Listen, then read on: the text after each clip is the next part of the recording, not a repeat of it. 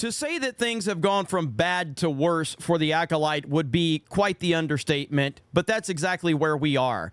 And we've never really seen anything like this in Star Wars fandom, and that says a lot because we've been through The Last Jedi. We've been through The Rise of Skywalker. We've been through The Mandalorian Season 3. We've been through The Firing of Gina Carano, The Book of Boba Fett. So many other things you could point out. We've been through all of it. But we have never seen the fandom this unified in their hatred for the Acolyte. Here you have the 14% from Rotten Tomatoes on the audience score, which is absolutely horrible in every single way.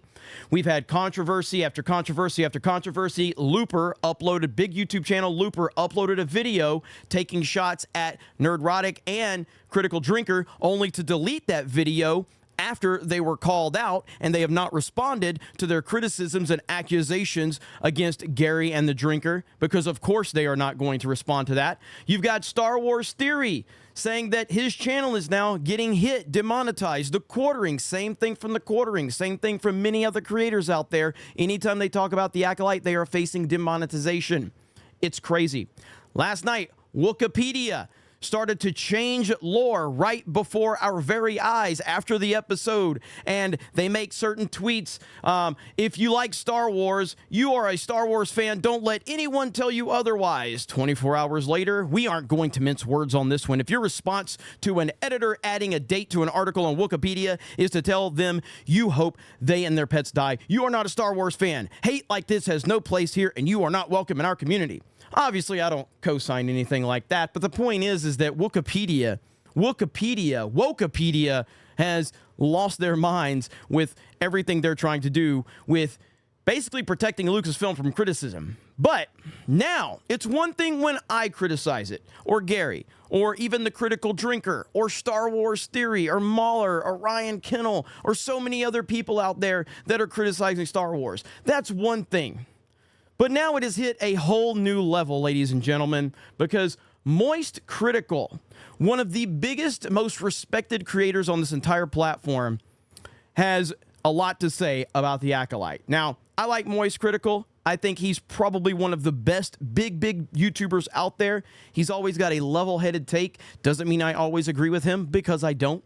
But I always like his take and always enjoy what he has to say. He has a video called Somehow This Got Worse. It's got a picture of Smilo Ren on it. We're going to watch this video because this takes it to a whole new level.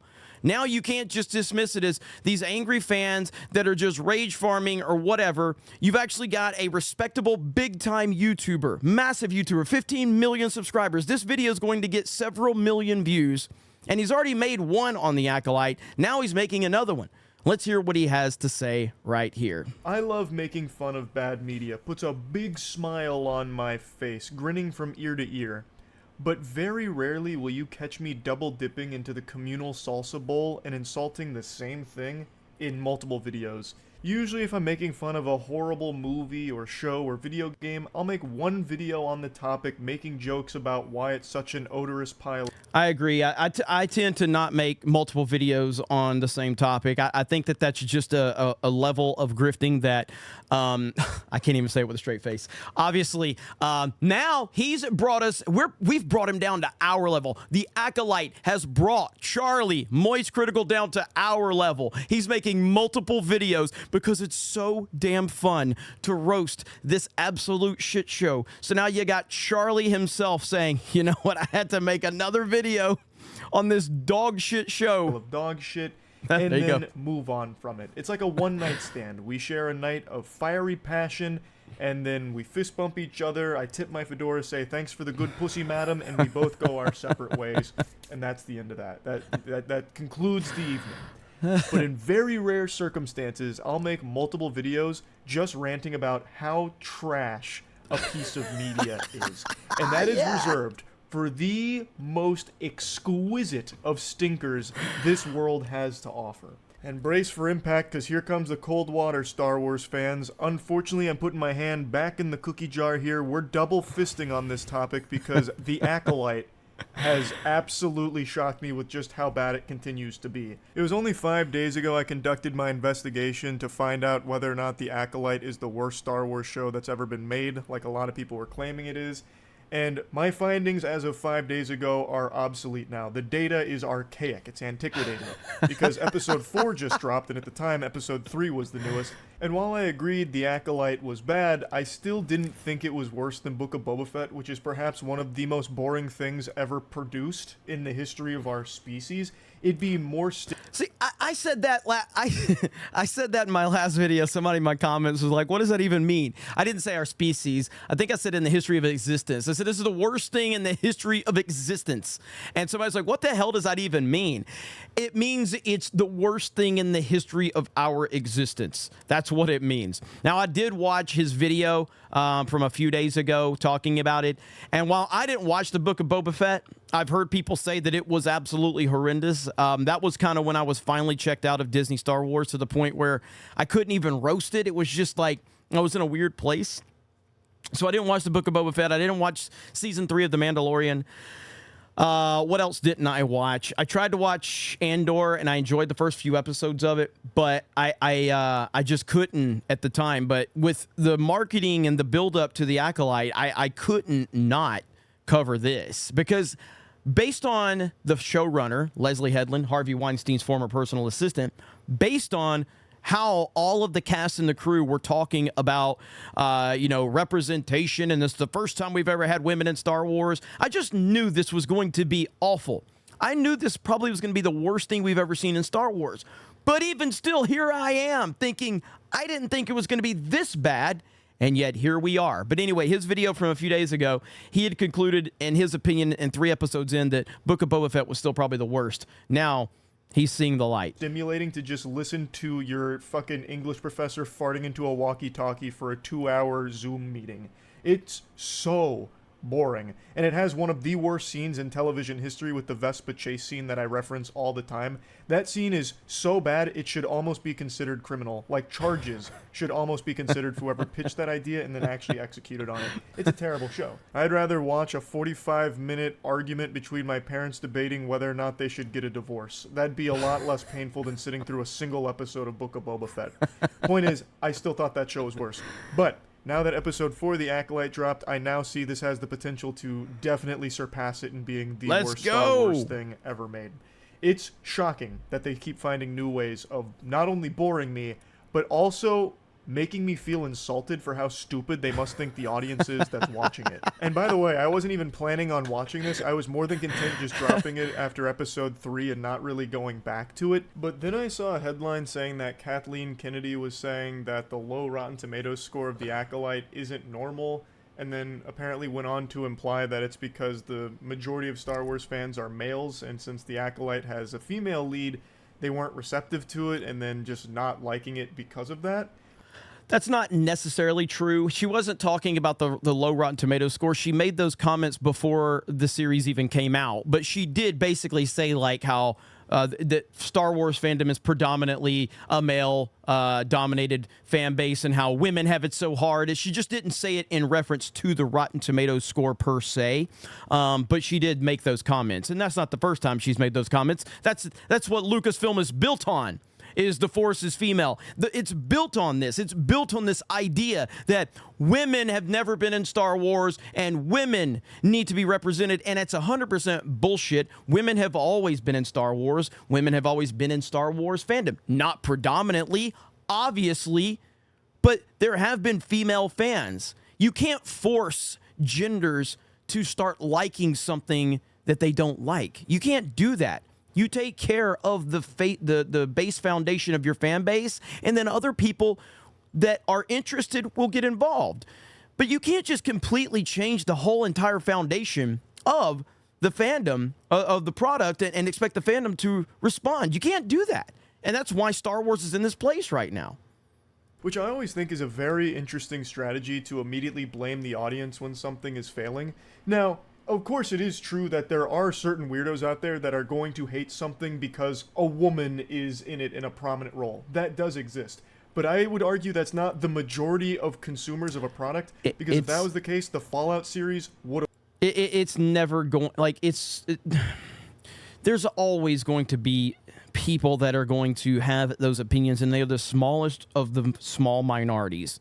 They don't matter unless you make them matter. And then Kathleen Kennedy's victim nonsense makes those people matter more than they should have ever mattered. Would have flopped. But the Fallout rumors of a product, because if that was the case, the Fallout series would have flopped. But the Fallout series is beloved. That is the most recent example I can think of. It was literally like 2 months ago. Everyone, including myself, was raving about how good the Fallout Prime series is. It's a great show, and it is a female lead there. And boy howdy, let me tell you, hooey, if you thought the Star Wars fandom was male-dominated, your eyes would pop out of your fucking skull at the sausage fest that is the Fallout fandom. You haven't smelt what The Rock was cooking if you think Star Wars is male-dominated fandom. Fallout is very, very heavily skewed for a male audience, and yet the Fallout series, which has a female lead, did extraordinarily well and reviewed very, very well. Now again, like I mentioned, it did, yeah. I mean, I didn't like the fall. I watched like the first episode, maybe 2. I can't remember. Wasn't working for me. But to his point, and again, I just made a video on this. The Nintendo Direct just happened the other day. We got an announcement of 2 games with female leads in them. Now, obviously, Metroid Prime 4 with Samus, but then we got this new Legend of Zelda game where you would think Link was going to be the main character, and that's what's introduced in the beginning of the trailer. And guess what? Link gets captured, and Zelda is now going to be the forefront, and everybody's excited. Everyone's excited because it works. It's not like Zelda is literally becoming Link. Not at all. It's not like they're disrespecting Link so that we can elevate Zelda. That's not what's happening based on the information that was provided. And of course, everybody loves Samus and Metroid. So the nonsensical narrative that gamers, that fans, that there's predominantly hate women. No, they hate forced agenda bullshit. That's it. And there were absolutely some glue-eating, diaper-shitting, crack-smoking weirdos that really did take a very serious issue with it being a female lead in their Fallout show. But it clearly wasn't the majority. It was a very small, smelly pocket of goobers. And the show did very well. So I don't think you can just point the finger at that for the Acolyte flopping. I really don't. But anyway, I plopped my cheeks down back on my throne of swamp ass to watch episode 4 because they seem to really believe in it. So I thought, okay, is it about to start popping off? When does it get good? Are we about to enter into like the fucking golden age here of the Acolyte? So turning on episode 4 was a big mistake. It's the most boring episode so far, and also the one where I really feel like somebody else came in and wrote this without ever having watched the previous 3 episodes. And what's crazy is this had the easiest layup of all time to just be like a good episode. This has a Wookiee Jedi in it, Cal Naka. That everything Wookiees have ever done on screen in any Star Wars medium has been fucking hype. And a Wookiee Jedi in Star Wars? Like, is there an easy recipe for success? And do you know... See, and I'm going to try not to pause this a whole lot. I don't want to make this an hour-long video. But this is my problem with, like, criticizing, like, specific decisions within the story or the script or all that. It was never going to be good. They were never going to make decisions that were going to benefit the story. It was never going to happen. It was always this agenda-driven nonsense. All right? I'm going to put him on, and it's not because Charlie talks slow. It's that I want to try to get through this because I don't want to pause this like 9 million times. What they do with Cal Naka here? Do you know what his role in this is? To be a fucking Halloween decoration, basically. He's actually just a corpse. So Cal Naka, he was shown at the end of episode 3, like they've shown him a little bit sporadically. And then episode 4, it's all about May and Kimir. I already forgot his name. It's so hard to remember these characters' names because they're so forgettable, bland, generic, and just really poorly written. But May and her sidekick, who I think is going to have a big role to play, I'll get into that in a moment, are wandering through the forest and looking for the Wookiee Jedi Cal Naka because May still has that task from her Sith Lord, her master, to kill the Jedi without using a weapon. And she's going on about how difficult that is. Like, how do you kill a Jedi without any type of weaponry? It's an impossible task. And I think it's a really stupid task to give anyway. Yes. Why specify that? I'm sure we'll learn later, but I still think that's very dumb just on a surface level. That's like challenging me to take a poop without peeing. Like, yeah, it's super difficult. I might be able to do it with enough focus and, like, creative strategizing. But what do I get out of it? And what do you get out of it as the Sith Master? The poops. That's amazing. That is an amazing... The thing, if you've never watched Moist Critical, he has an amazing way of making these awesome analogies. I know a lot of people bring up the fact that I do analogies. His analogies are next level. That is a phenomenal analogy right there. Focus and, like, creative strategizing. But what do I get out of it? And what do you get out of it as the Sith Master? The poop still gets done with or without the pee, so who really cares, you know? Like, if the Jedi are dead, that you want dead, why does it matter how they were killed? I'm very curious to see why the fixation on not using a weapon is there. But anyway, eventually, she finds the Wookiee Jedi Kalnaka. And what ends up, big reveal, he's already dead. He's been killed by a lightsaber. So we don't even get the easy slam dunk here of seeing a Wookiee Jedi do anything. He's just already dead. What a fumble. That's the easiest dunk of all time. Like, you don't even have to try hard, just have him do anything and people would clap for it. But they didn't. They actually just had him die off screen and you see his corpse for 2 seconds. That's it.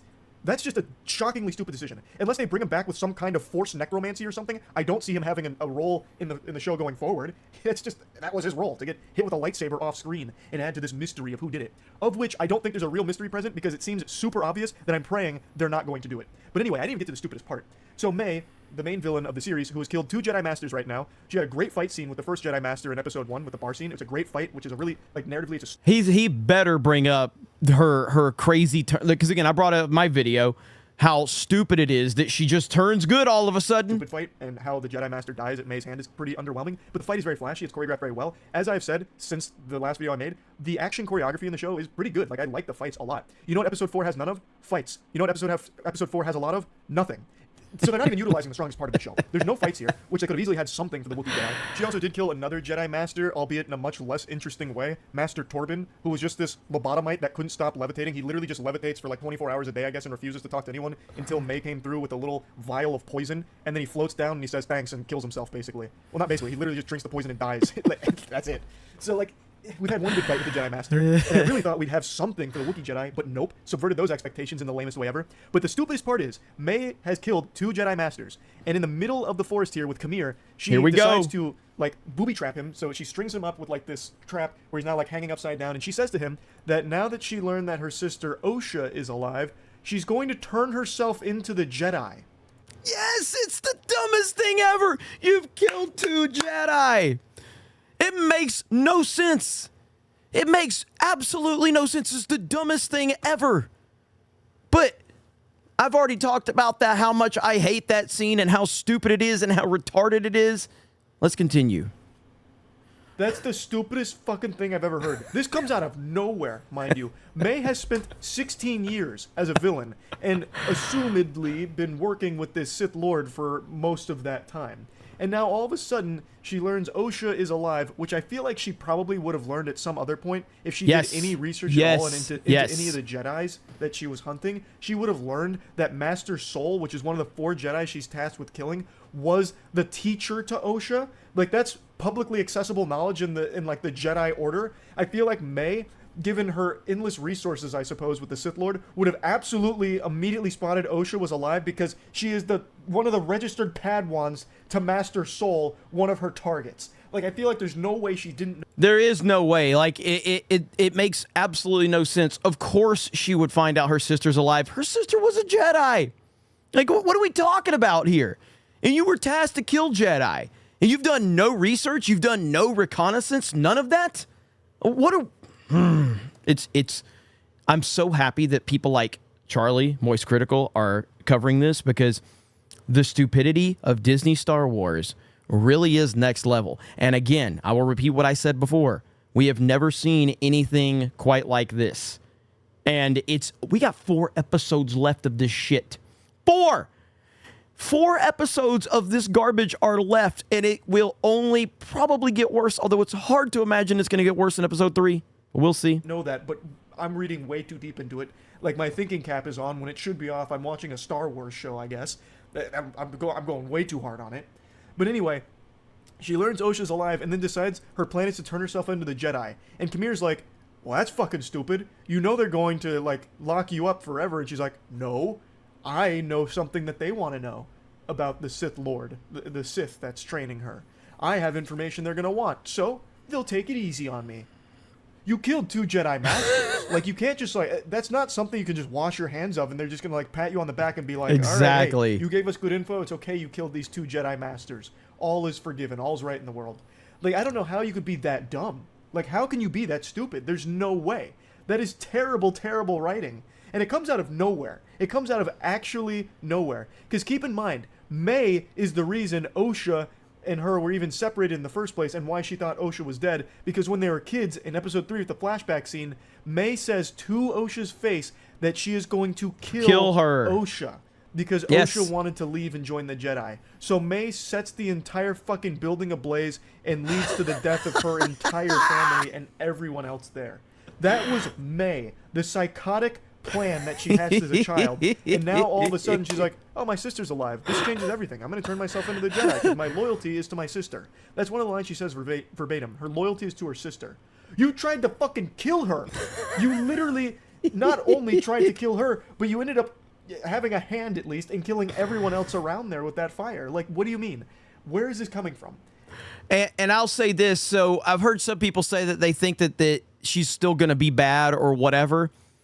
Even if that's the case, it's still terribly executed from a storytelling standpoint. We, the audience, we don't see where the motivation is. You're supposed to sell us on her motivation so that we, whenever she does turn bad or goes back to being bad after her face turn, we should be shocked. We should go, wow, I didn't see that coming. Maybe she has a moment with her sister. Maybe they have a moment where they were fighting or they confront each other and all of a sudden they stop and they talk and they reminisce about the past and there's this crucial emotional moment. And she's like, you know what? I should just turn myself in. And ultimately, that was all part of her trying to infiltrate to get inside, and then she's still bad. The audience would be like, whoa, I didn't see that coming. They didn't do that. They didn't give us any reason to think that this is earned or there's no value to it from a storytelling standpoint. None. This is dog shit. I don't know if this is something that's going to be explored deeper into the show or not, or if I'm just supposed to accept that tonal shift in the character motivation, but I don't even know how you can flesh that out. Like, I don't know how you can make that make sense. I don't know. You just pull it out of your ass. But anyway, the episode concludes with the Jedi, including Osha. I think it's 6 Jedi, including Osha and Master Soul. They track May using this special gopher. It's like this weird little animal that they... The pronouns. ...have sniff a piece of the Wookiee Jedi Kelnaka's clothing. So he takes like a huge huff of the fumes there. Like he chloroforms himself with the Wookiee scent, and then they start tracking Kelnaka because they know that's where May's going. They eventually encounter May. She's inside the ship with Kelnaka's dead body, and while they're outside, the Sith Lord floats down, and the red lightsaber comes out. And then Osha is right in front of him, and he force pushes her away, and then all 6 Jedi charge at him.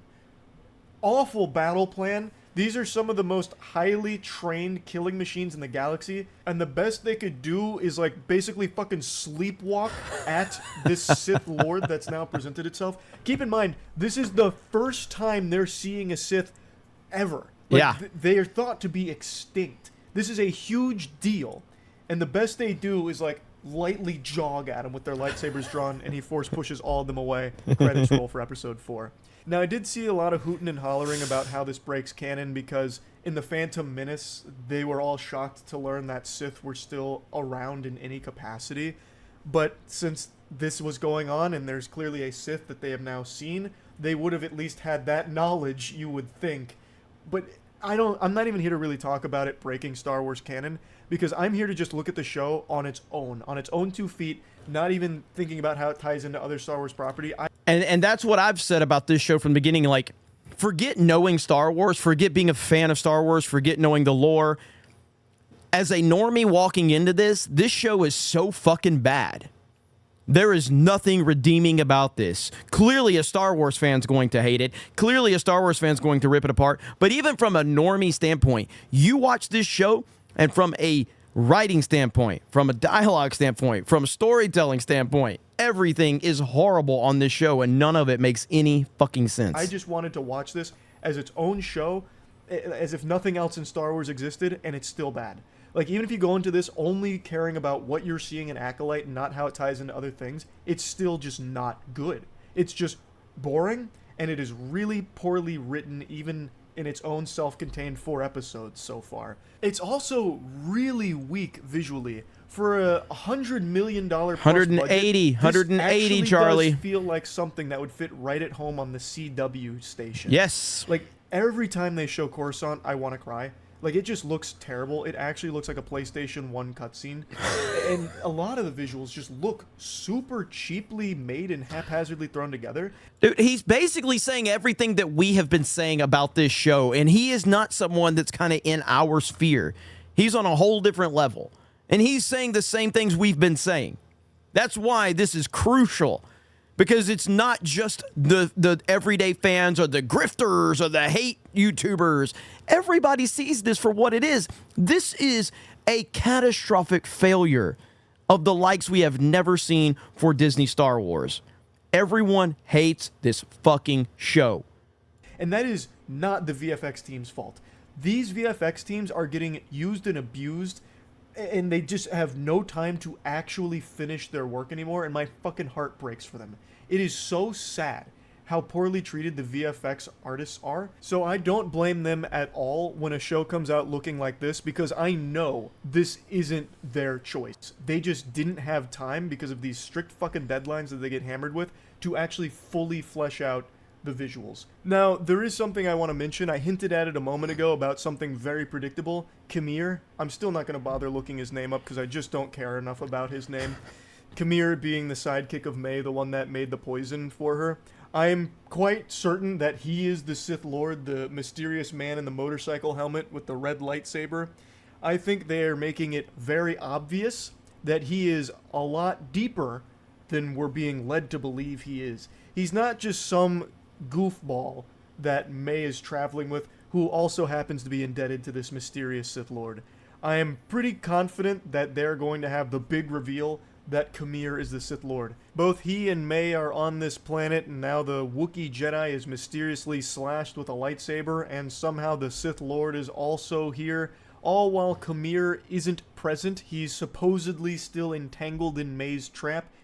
It all just seems like it's going to be him that's the Sith Lord, which I think is the most predictable shit ever, and I'm fingers crossed they don't do that. That would be so embarrassing if they actually did, because it's so obvious. That would be... I swear, I said all of this in my video last night. Every single thing he's saying, it's so funny. Really. I mean, I guess that'd be fitting for the show, to be fair. But still, it would still feel so lame. I just wanted to put that out there. I think that's the direction they're going, but I'm hoping it's not. But yeah, I just watched episode 4, and I just had to talk about it a little bit more here. Now I'm committed to just finishing the show to see how it wraps up. Like, I'm really wondering where they're going to try and take this, because right now it's just not good. Like, it's really not good at all. But at least the fighting is good when it's there. Episode 4 had none of that, unfortunately. But when there is fighting, I do like it. Whoever's working on their action, like the action department here, the choreographer, they are carrying. They're putting some actual passion into it, and I appreciate it. Hopefully the next episodes are only action, because that's the only thing this is getting right. Anyway, that's about it. See ya. All right, good video from Moist Critical. That was funny. Yeah, I don't think the action's that good. I think that he's trying to find just anything to give it some type of something that he can praise it for. But the action's not that good. Ultimately, this is really bad for Disney Star Wars. It's not getting better. Again, that number, as much as a lot of the Disney Star Wars shills want to try and act like that number doesn't represent what's going on, it does. In fact, it's probably generous, because again, there are not many people that likes this show. Very, very few. Very few. Let me refresh just to see if it might have moved at all. Nope, still at 14%. So will it go all the question is, does it go all the way to 9%? I don't know. But all of Charlie's points were 1000% spot on. And again, this is not somebody who typically is... he covers a lot of different stuff. I'm sure a lot of you already know who he is, and I like him. I've always liked this channel. I think you get good commentary from him. And again, sometimes I'll agree, sometimes I'll disagree, just like literally everyone else on the planet. There's no one I agree with 100% of the time, but I typically like Charlie and his takes on things. But the Acolyte is, we got 4 episodes left, baby. 4 episodes, and I think it's going to get worse. And I think the reaction is going to continue to get worse too, because so many people are seeing this for exactly what it is, and everyone is enjoying this show getting roasted. People would rather watch people roast it than watch the show. And that's kind of been the theme of Disney Star Wars. Like, people would say, I'd rather just watch YouTubers roast it than to actually go watch it. And that's kind of been a theme of Hollywood in general, but specifically with Disney Star Wars, this is where we are. Absolutely insane to watch this all play out, and I am here for it. You guys have a great day. Thank you very much for checking out this video, and we will talk to you later.